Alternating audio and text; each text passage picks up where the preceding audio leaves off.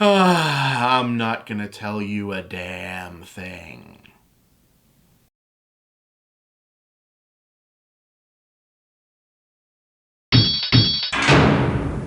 So, I guess 2017 is good horror movie year. Sure, why not? Everything else in the world is upside down lately. Anyway, Mother, ! comes to us from Darren Aronofsky, one of our greatest modern auteur filmmakers with one of the most peculiarly specific set of interests. Aronofsky likes body horror, giallo style, fusion of taboo-busting shocker violence with classy upscale environments, super intense relationship melodrama, people grappling with whether or not they or everyone around them have lost their minds, claustrophobia, extremely visible narrative architecture, really obvious on-the-nose allegories for the life of an artist, really on-the-nose allegories for religion, kicking an audience square in the balls, exploring the tormented psyches of young women bracing against the weight of unreasonable societal expectations, and layering audaciously pretentious art house affectation over material that, on paper, mostly sounds like the kind of too edgy for you, try-hard gorefest that would get picked up by Troma after a brief run on the student film circuit. And with Mother, ! He has effectively distilled all that down into something like an incendiary mission statement and lobbed it into theaters like something he expects to literally explode on impact. It's a film with a lot of big ideas on its mind and plenty of high-minded things to say, but its biggest idea is a visceral commitment to, oh, you think I can't shock you anymore, huh? And what it says loudest of all is, made ya look. If I were to describe it in full, which, again, I'm not gonna do, it would sound like the sort of movie you'd make to commit career suicide, if you weren't someone who already walked away clean from having made an ultra-gritty post-apocalyptic environmentalist action movie version of Noah's Ark just one movie ago. And lest you think I'm engaging in projective hyperbole here, at least one of the main things Mother!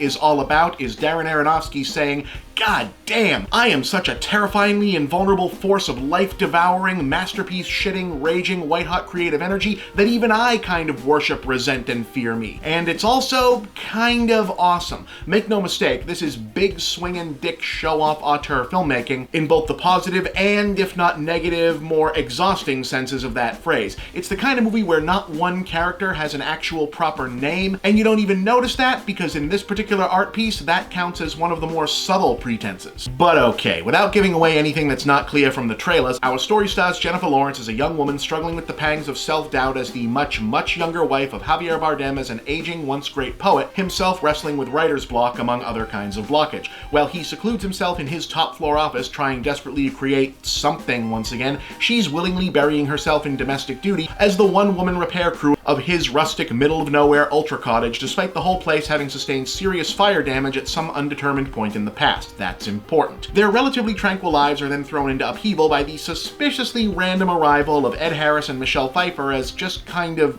off, obnoxious older couple, whom the poet just kind of randomly decides to take in as house guests, and who then turn out to be obsessed fans of his earlier work, and who then just won't leave. And then their feuding adult sons show up, and more people who are also fans, and also just won't leave. And even as the ever-expanding guest population shows increasingly callous disregard for Lawrence's obvious bewilderment with the situation, their host belongings, and their surroundings in general, the longer they're around, the more the poet seems to act as though their presence is almost a welcome and natural thing in his house, especially since being fawned over by adoring, well, poetry fanboys seems to be jump-starting his dormant ability to create, among other things, leaving Lawrence, as our audience POV character, hovering at the end of a nervous breakdown, wondering, in true Aronofsky heroine fashion, if everyone has gone crazy or if it's just her. And then Act 1 ends and things get fucking nuts. You would not believe me if I told you where this was going. Hell, I wouldn't even know how to categorize it other than to imagine Aronofsky watching The Neon Demon last year, calling up Nicholas Winding Refn and going, oh, so you're the badass now? Hold my beer. Now, obviously on the surface level, we're dealing with a sledgehammer subtle metaphor conflating the difficulties of creating and maintaining a family with the difficulties of artistic inspiration, paired with a more plot-specific sense of parallels between benign fandom and cult behavior, the struggles of being an artist, recognizing that your audience will eventually consume everything there is of you, and being in love with an artist, and realizing that includes you.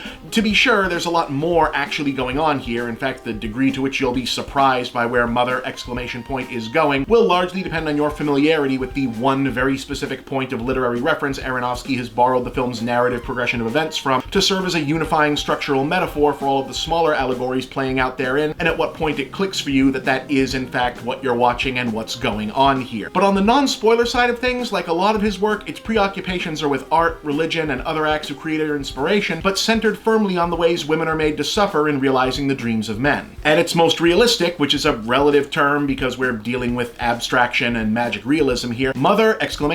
Is a movie about being trapped in a profoundly abusive relationship. To that end, what you may have heard is true. If this isn't the most brutal, unnerving, punishing, hard-to-watch, pit-of-your-stomach disturbing, heart-stoppingly cruel third act of any movie this year, I don't want to see what number one had to do to beat it. There's a scene of someone getting beat up in this movie that is one of the hardest to watch things I've ever seen on a movie screen of any kind in any context, and the inevitable climax is the sort of thing that gets other similar movies banned from entire countries. Still, everyone clearly went all in for this. The direction is ingenious, the acting is terrific, though you knew that just from everyone's filmography, and it works, confrontational psychological brutality and all. 3.5 stars. I can't believe this exists, but I'm glad I saw it. At least once.